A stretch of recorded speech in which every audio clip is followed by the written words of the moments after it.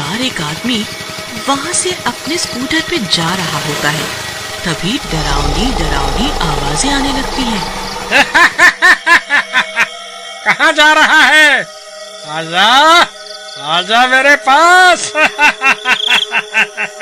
अरे नहीं, छोड़ दो मुझे, नहीं नहीं, छोड़ दो। वो शैतान उस आदमी को पकड़कर मार देता है। उसी जगह के पास विशाल नाम का लड़का रहता था। काफी दिनों से वो नौकरी की तलाश कर रहा था। क्या मोंटू, मेरी जिंदगी तो झंड हुई जा रही है। इतना पढ़ लिख करके भी एक ढंग की नौकरी नहीं मिल पा रही। अरे विशाल, उदास क्यों होता है? मिल जाएगी तुझे नौकरी। वैसे भी तू तो मुझसे कितना ज्यादा पढ़ा लिखा है। जब मेरे जैसे नालायक को नौकरी मिल गई तो तुझे भी मिल जाएगी एक दिन। वैसे तू चाहे तो मेरी कंपनी में नौकरी कर सकता है। एक तो यार, तू मेरी अपने से तुलना मत कर। अरे तू गोबर गणेश और मैं ग्रेजुएट, मेरे लेवल का नहीं है भाई तू। और तेरी नौकरी क्या है? पिज्जा डिलीवरी बॉय की। भाई, तेरी इन्हीं बकवास बातों की वजह से तुझे नौकरी नहीं मिलती। तूने ग्रेजुएट होके क्या उखाड़ लिया? अरे यार, तू बुरा मत मान, मैं ये नहीं कहना चाहता था। लेकिन यार तू खुद समझ, पिज्जा डिलीवरी बॉय, वो भी मैं। देख भाई, कोई काम छोटा बड़ा नहीं होता। जो मिले वो कर लेना चाहिए। कुछ ना करने से तो अच्छा है। चल, मैं चला। तू शेख चिल्ली के हसीन सपने देख। विशाल घर जाके अपनी सारी बात अपनी माँ पूजा को बताता है। तो बेटा कर लेना नौकरी, अगर मोंटू बता रहा है तो। वैसे भी तू अपनी घर की हालत तो जानता ही है। ठीक है माँ, अगर तुम यही चाहती हो तो मैं ये नौकरी कर लेता हूँ। उसके अगले दिन विशाल मोंटू को इंटरव्यू के लिए अपनी कंपनी में ले जाता है। तो विशाल, कितना पढ़े लिखे हो आप? जी, आपको मुझसे पिज्जा डिलीवरी करवाना है या अकाउंट चेक करवाना है? Good sense of humour. वैसे आप कितनी सैलरी लोगे? जी, 1,00,000 रुपए प्लस में एक गाड़ी। विशाल, ये क्या मजाक है? तुम्हें नौकरी करनी है या नहीं? जी, मैं तो नौकरी के लिए ही आया था। आपने ही मजाक शुरू कर दिया सर। आपको तो पता है डिलीवरी बॉय की कितनी सैलरी है, फिर भी आप मैनेजर पोस्ट के प्रश्न पूछ रहे हैं। रख लीजिए सर, अभी नया है ना, सीख जाएगा थोड़े दिन में। ठीक है मोंटू, तुम कहते हो तो मैं रख लेता हूँ। थोड़ा समझाओ इसे, कैसे बात की जाती है।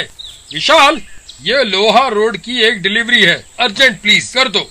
अरे सर, इतनी रात को वहाँ जाना खतरे से खाली नहीं है। सुना है रात को भूत प्रेत होते हैं उस एरिया में। क्या मोंटू, भूत प्रेत कुछ नहीं होते। अरे सर, आप एड्रेस दो, मैं जाता हूँ अभी। उसके बाद विशाल चला जाता है।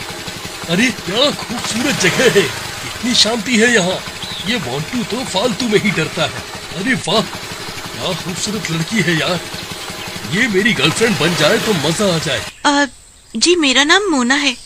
क्या आप मुझे लिफ्ट दे दोगे आगे तक? जी जी जरूर। आप जैसी खूबसूरत लड़की को नहीं छोड़ूंगा तो किसको छोड़ूंगा?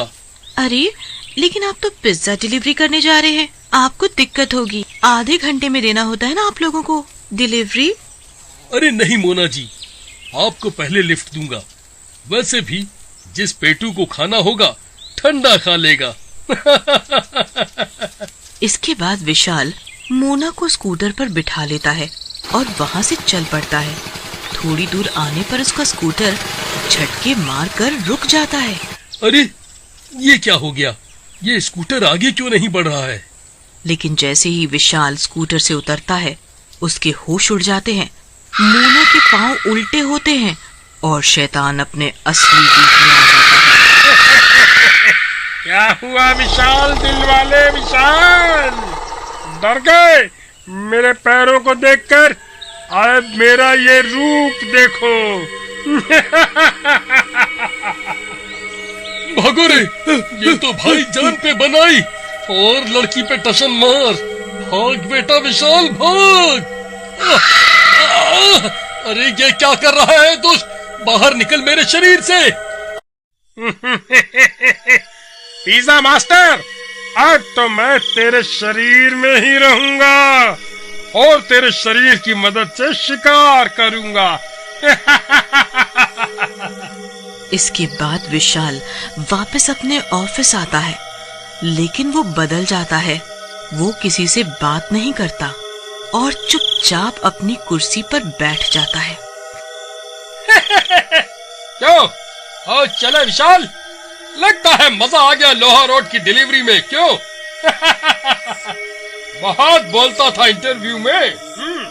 हैवान अपने असली रूप में आ जाता है। मैनेजर, बोल तो तू सही रहा है, मजा तो बहुत आया था पिज्जा की डिलीवरी में। ले, थोड़ा सा मजा तू भी चख ले। ऐसा कहकर विशाल एक पिज्जा का टुकड़ा, जो कि खून से सना होता है, मैनेजर के मुंह में डाल देता है और मैनेजर मर जाता है। अगले दिन रात को विशाल और मोंटू फिर मिलते हैं, लेकिन विशाल मोंटू से बात नहीं करता और अपना स्कूटर निकालता है और डिलीवरी के लिए चला जाता है। विशाल डिलीवरी वाली जगह पहुंचता है और घर के दरवाजे को पीटने लगता है। एक बच्चा बाहर निकलता है। क्या अंकल, इतनी देर कर दी पिज्जा लाने में? पता है मैं कितनी देर से भूखा हूँ? विशाल को गुस्सा आ जाता है। क्या तेरे पिताजी का नौकर हूँ? जो रास्ते में टाइम लगेगा वो तो लगेगा ना। तब तक उस बच्चे के माँ और बाप भी बाहर आ जाते हैं। तुझे बच्चे से बात करने की तमीज नहीं है, है? ऐसा कहकर वो विशाल को एक थप्पड़ मार देता है। विशाल के अंदर छुपे हैवान को गुस्सा आ जाता है और शैतान अपने असली रूप में आ जाता है और वो उन तीरों को मार देता है। मजा आ गया, इनको बहुत पिज्जा पेलने थे। मार दूंगा, सबको मार दूंगा। इस फैमिली के मरने की खबर जंगल में आग की तरह फैलती है। मोंटू को विशाल पर शक होता है और वो विशाल के पास जाता है। अरे विशाल, इस घर में तो तुम गए थे डिलीवरी लेके, तुम्हें कुछ नहीं पता कि ये सब कैसे हुआ? मुझे क्या पता इन लोगों को किसने मारा? मैं क्या कोई पुलिस वाला हूँ क्या? ज्यादा खुफिया बनने की कोशिश मत करो यार, तुझसे तो बात करना बेकार है, जब देखो काटने को दौड़ता है। इसके बाद मोंटू वहां से चला जाता है, लेकिन उसे विशाल पर शक हो जाता है और वो सोचता है कि विशाल का पीछा करना पड़ेगा और सच्चाई का पता लगाना पड़ेगा। अगली रात मोंटू विशाल का पीछा करने लगता है। विशाल पिज्जा की डिलीवरी देने के लिए घर का दरवाजा खटखटाता है। एक लड़की बाहर निकलती है। मैडम, आपका पिज्जा आया है। तो इसमें इतना दांत दिखाने की क्या जरूरत है? पहली बार लड़की देखी है क्या? लड़की देखी नहीं कि लगे बत्ती सी दिखाने। इडियट्स, चलो पिज्जा दो और फुटो यहाँ से। हाँ। ये सुनते ही विशाल को बहुत गुस्सा आता है। उसके अंदर का शैतान फिर से जाग जाता है और वो लड़की पर हमला कर देता है और लड़की को धक्का दे देता है। बहुत बोलती है तू लड़की, मूड खराब कर दिया तूने, तुझे तो जिंदा नहीं छोड़ूंगा। बहुत बोलती है। अरे अरे विशाल, तू ये क्या कर रहा है? इस लड़की को क्यों मार रहा है?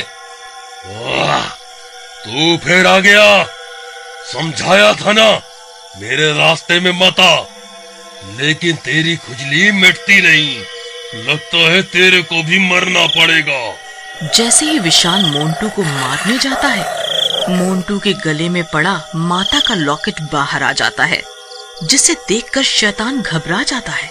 हटा हटा सामने से ऐसे, नहीं तो मेरे को ये शरीर छोड़ना पड़ेगा। हटा हटा इसको। लगता है विशाल के अंदर जो शैतान है वो इस माता के लॉकेट से डर रहा है। यही मौका है इससे विशाल को आजाद कराने का। ऐसा कहकर मोंटू शैतान के ऊपर लॉकेट डाल देता है। अरे मर गया रे। और शैतान विशाल के शरीर को छोड़कर चला जाता है।